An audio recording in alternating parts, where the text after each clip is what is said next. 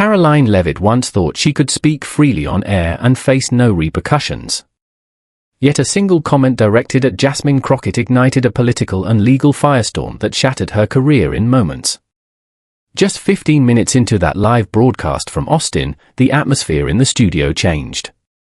The panel was filled with experienced voices, authorities in politics, law, and media. But the rising tension didn't stem from policy differences or partisan arguments. It started when Caroline leaned forward, a slight smirk touching her lips, and uttered the words that would shadow her public life for years.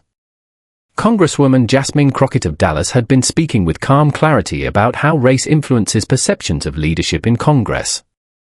Her tone was factual, not emotional. "There's always pressure to seem palatable, especially for women like me," she explained. "If I'm direct, I'm labeled aggressive. If I'm quiet, I'm viewed as unprepared. That tension is real." Caroline cut in. "Maybe," she said, sarcasm heavy in her voice, "if certain individuals quit casting themselves as victims and started leading instead of running a victimhood campaign, politics would see more respect." The room went still. Jasmine's expression tightened, but she stayed quiet. The moderator shifted uncomfortably. Caroline pressed on. "Honestly, Jasmine, people don't overlook you because of your race. It's because you act entitled, like the world owes you something. That isn't leadership, it's privilege." A murmur spread through the audience.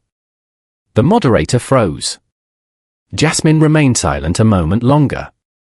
Then, steady and clear, she responded, "I don't expect anything to be handed to me. I serve my community. I speak with conviction because I carry generations with me. And if that unsettles people, good." Her volume never rose, but every word landed perfectly. Within minutes, the clip was everywhere, clipped, shared, debated. Hashtags climbed. Commentators called it a meltdown, a mask slipping. On TikTok, creators connected it to historic uses of coded language and bias. Behind the scenes, the network was in turmoil. Producers scrambled. PR teams drafted statements. Caroline's aides pleaded with her to apologize or clarify. She refused, seeing no error. When the cameras cut away, she shrugged and announced, "I only said what everyone's thinking." She just didn't want to hear it. She didn't understand what she had unleashed. What she considered tough commentary, millions viewed as deliberate humiliation. Jasmine didn't storm off or argue. She adjusted her microphone, sat quietly, and waited. That composure spoke volumes. Audiences weren't just watching, they were analyzing. Commentators and scholars dissected the exchange, calling it a textbook example of modern gaslighting dressed as political discourse. But for Jasmine, this wasn't about viral outrage. It was personal and professional defamation, broadcast nationwide. Her team began gathering evidence, transcripts, video clips, legal notes. Then the story grew deeper. Hours later, an anonymous former staffer from Caroline's office leaked private messages hinting that the provoke and attack approach had been planned. By morning, the clip had over 12 million views. It dominated YouTube, Twitter, Facebook, and cable news. But what captured attention wasn't just the words, it was the body language. Caroline appeared smug, almost proud, while Jasmine's calm silence radiated a different kind of strength. Nationwide, the moment became a cultural flashpoint. A Memphis high school teacher used it to spark a class discussion on respect in politics. A St. Paul pastor referenced it in a sermon. Arizona college students printed Jasmine's quotes and posted them beside the phrase, "Words carry weight. So do consequences." Still, not everyone criticized Caroline. Supporters in conservative media rushed to her defense. She said what others are afraid to say, argued a Tampa radio host. If we can't question race narratives, what's left of free speech? Others reframed it, it wasn't racist, just blunt. Why can't we criticize people of color without labels? This time, however, that defense crumbled. The clip not stood alone. Soon, journalists uncovered more: a 2019 college speech where Caroline dismissed implicit bias, a 2021 podcast joking about code switching for white comfort, a deleted tweet describing Congresswoman Crockett as aggressive with a hint of ghetto. Each discovery turned up the pressure. All eyes turned to Jasmine. She hadn't spoken much publicly, only one tweet near midnight: words have power. To stay silent is to participate. My team is reviewing all options. Accountability matters. That message set everything in motion. Retweets multiplied by the thousands. Before sunrise, civil rights groups issued statements. High-profile attorneys offered support. Celebrities with millions of followers reposted Jasmine's clip with captions like, "This is why we speak out. We've got your back." By midday, her name trended across 5 major platforms. She hadn't sought the spotlight, but now it fixed firmly on her. Her Dallas office overflowed with flowers, letters, and emails. One handwritten note stood out: "My daughter watched you and said she wants to run for office someday. Thank you for staying calm when others tried to shake you." But Jasmine wasn't focused on attention. Her focus was purpose.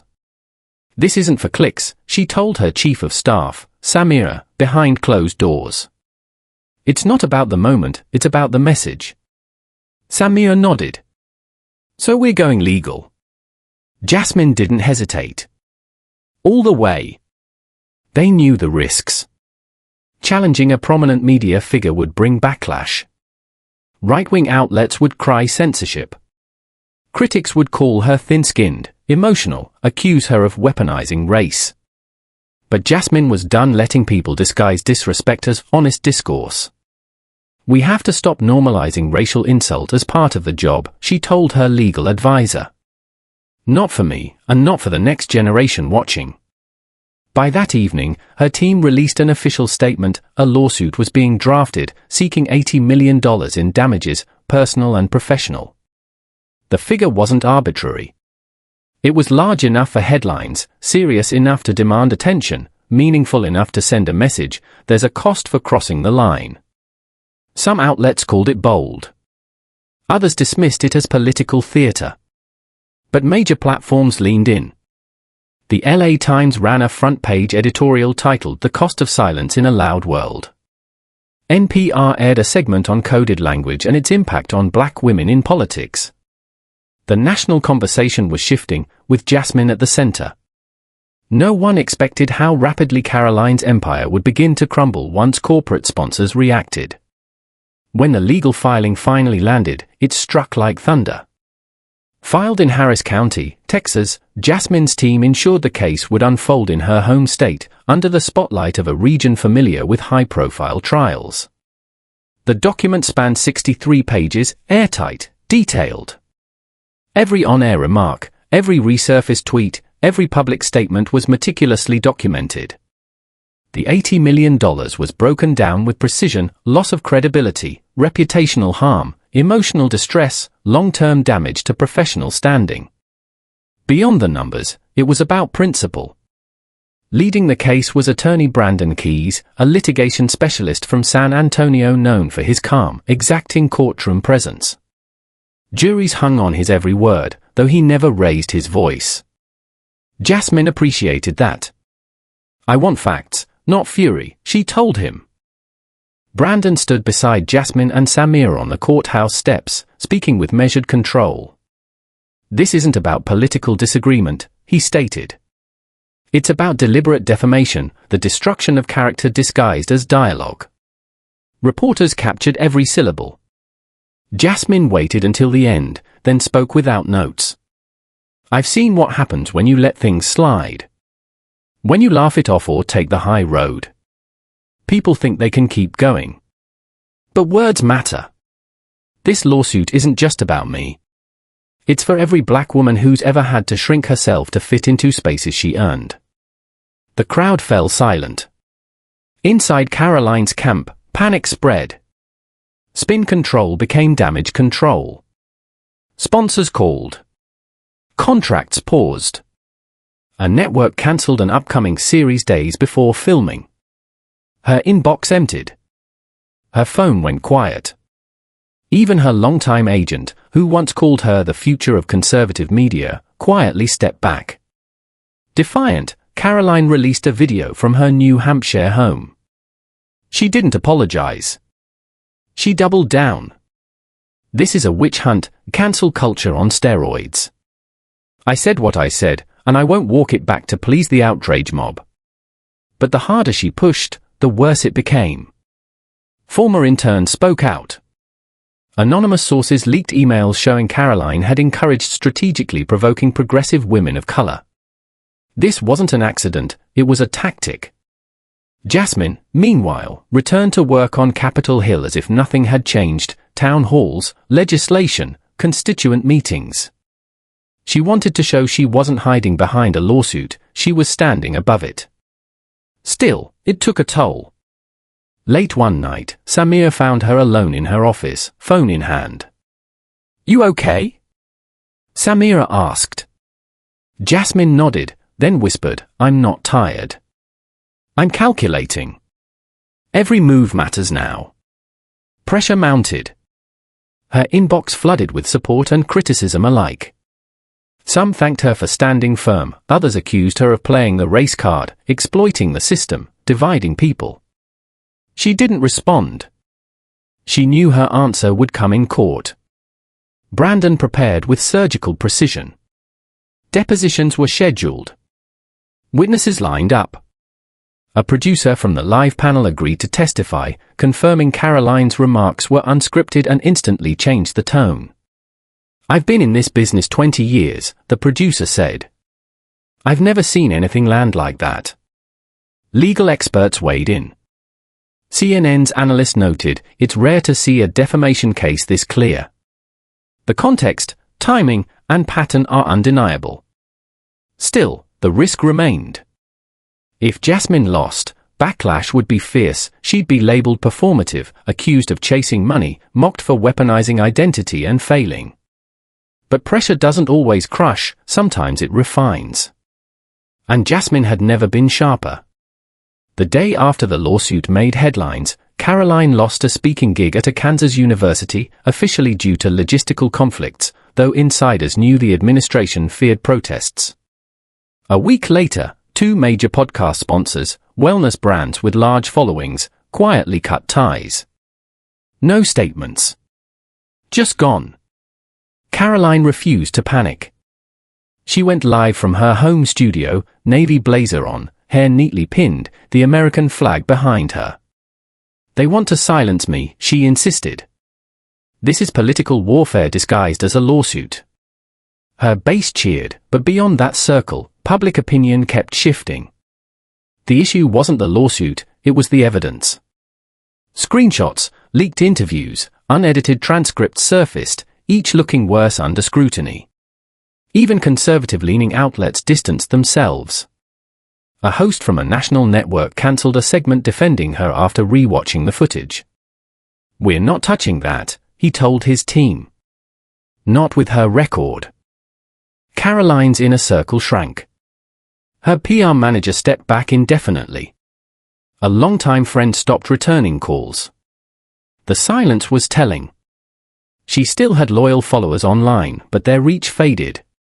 Sponsors invest in credibility, not controversy, and Caroline was losing hers fast. Then came the email leak. Someone from her former campaign shared strategy notes with journalists, internal memos encouraging her to interrupt women of color mid-sentence to throw them off balance. It wasn't illegal, but it was intentional, exactly what Jasmine's lawsuit claimed. Support for Caroline crumbled. A GOP consultant said privately, "She's radioactive now." This isn't just PR, it's a values issue. Jasmine continued working steadily, without fanfare. She didn't gloat or post attacks online. She didn't need to. Her silence made the noise around Caroline grow louder. Brandon advised, "The court of public opinion is watching. Stay composed." She did, until one Saturday interview changed everything. Caroline appeared on a fringe digital show, smiling, trying to seem unbothered. The host said, "A lot of people think you just said what everyone feels about Jasmine Crockett. Let's be honest, people are tired of the race narrative. Caroline didn't correct him. She leaned back and chuckled. Well, I won't say you're wrong. The 10-second clip went viral by nightfall. This time, reaction wasn't just political, it was personal. Jasmine's office flooded with messages from educators, veterans, mothers, former interns, people tired of being told their identity was just a narrative. Samira printed the transcript and dropped it on Jasmine's desk. She's spiraling. Jasmine barely glanced. She already fell. Now she's just making dust. The legal process advanced. Caroline's lawyers filed a motion to dismiss, citing First Amendment rights. The judge denied it. A court date was set. Behind the scenes, more insiders defected. A former assistant offered to testify about Caroline's baiting tactics. An intern provided files showing pre-written insults for certain topics. It wasn't spontaneous, it was calculated. That revelation changed everything. By month's end, Caroline's name vanished from a major conservative conference speaker list. A publisher dropped book negotiations. Her brand wasn't being destroyed by Jasmine, it was collapsing under its own weight. Yet the public conversation was far from over, and Jasmine's voice only grew stronger. Her message reached spaces Caroline never could. People talked in offices, classrooms, living rooms, barber shops. The more they talked, the clearer it became, this was no longer about one remark or one person. It reflected a larger dialogue about race, respect, and accountability in public life. In Phoenix, a city council meeting opened with a speaker referencing Jasmine's case. In Nashville, middle schoolers wrote Black History Month essays, nearly half chose Jasmine Crockett as their subject. The moment had become a movement. Cable networks struggled to keep up. Panels overflowed with opinions, but what surprised many was who began shifting stance. Formerly neutral or conservative voices now acknowledged Caroline's pattern had gone too far, not because it was trendy, but because they saw it through the eyes of their daughters, students, colleagues. She didn't even react when it happened, one commentator said on air. That's what struck me. Jasmine didn't shout. She didn't perform. She carried the weight with quiet composure. That stillness became symbolic, a frozen frame that said, I've endured this before, but I won't accept it anymore. Civil rights groups held town halls, conversations, not protests. An Oregon college hosted a roundtable called Respect in Public Discourse. Jasmine didn't attend, but her name was spoken over 30 times.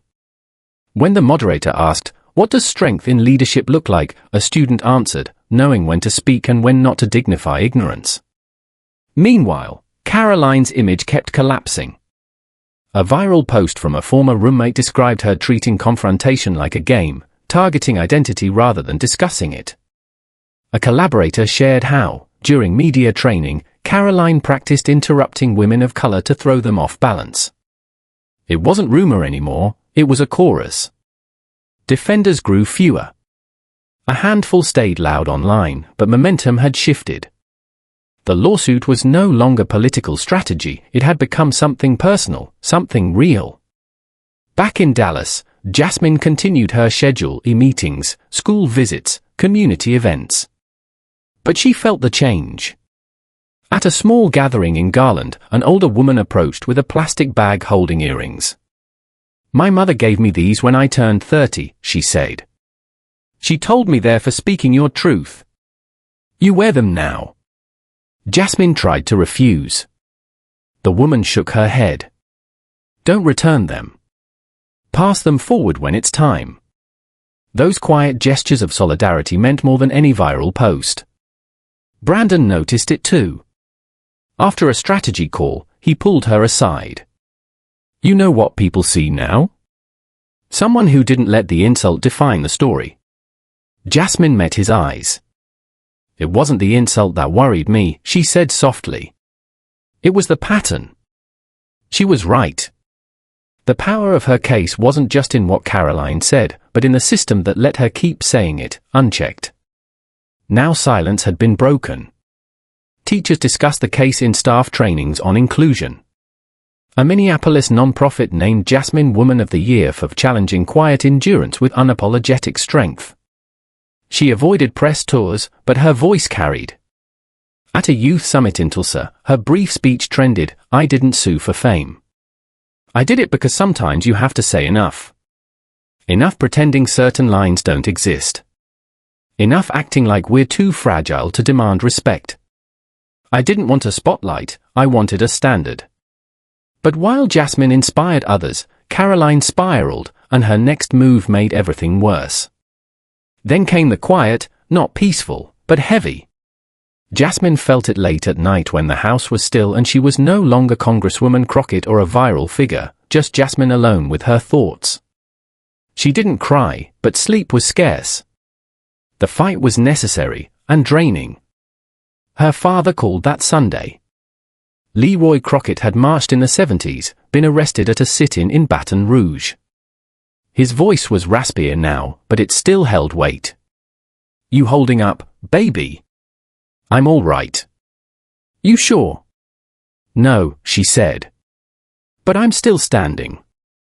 She let out a low laugh. "That's what we do," he said. "We stand there." Then he added, "You remind me of your grandmother. She never raised her voice, but when she looked at you, you knew where she stood. You've got the same eyes." Jasmine swallowed. She didn't answer, but she carried that with her. The lawsuit, the pressure, the commentary, it was a storm. But storms weren't new. What kept her going was knowing it wasn't only her reputation on the line. It was for every woman told to be quiet, to be palatable, to sit down. That thought kept exhaustion at bay. Samira saw the in-between moments, the late strategy sessions, the spoon paused mid-air when another call came in, the quiet after an anonymous email calling her too loud for someone who doesn't belong. One night, Samira asked bluntly, "Ever thought about walking away?" Jasmine looked at her. "Every day." "Then I remember who's watching." The teen tightened. Brandon handled press lines carefully, aware how fast words could be twisted. Jasmine's phone stayed close, every notification a potential landmine. But there were bright spots. A college student from Oakland sent a handmade card with glitter and a note, "You look like someone I want to be when I grow up. Please don't stop." Jasmine kept it in her wallet. Caroline, meanwhile, frayed behind closed doors. She snapped at staff, argued with her fiancé about public support, mistrusted a new PR rep who urged silence. She appeared on another podcast, voice trembling slightly. "If we sue over opinions, what's next?" she asked. But this had moved beyond opinion. It was about pattern, intent, harm. Jasmine's legal team grew stronger daily. A former employee sent a recording of Caroline laughing while reading hate mail sent to black female politicians, calling it free content. The narrative shifted from lawsuit to character study, and Caroline faltered under scrutiny. Jasmine stayed focused, reviewing testimony, prepping with Brandon, ensuring every public statement could stand in court. "I didn't come this far to trip on a cracked sidewalk," she said during prep. Brandon smiled. "You won't. You walk like someone who's been watching the ground her whole life."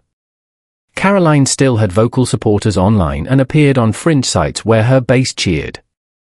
But in real life, things unraveled faster than she could patch them. One Wednesday, she went live on her personal channel, hair pulled back, dark circles under her eyes, voice sharp. "I'm done being polite.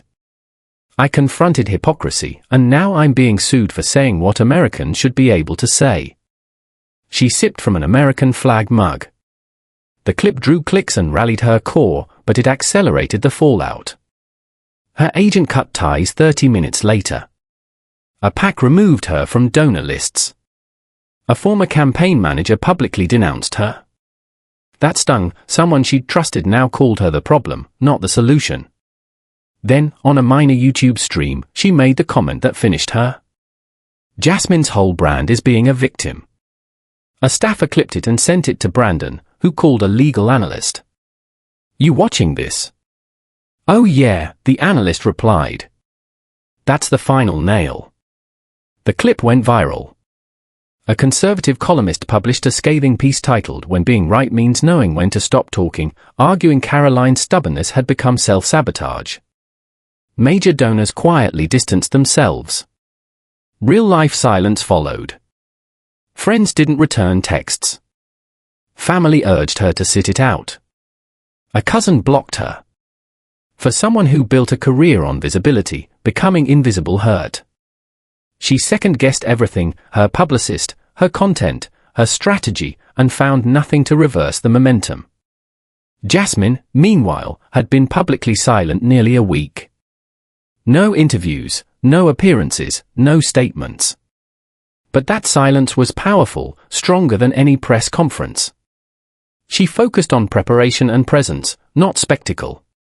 The pressure was intense, the stakes high, but she held steady.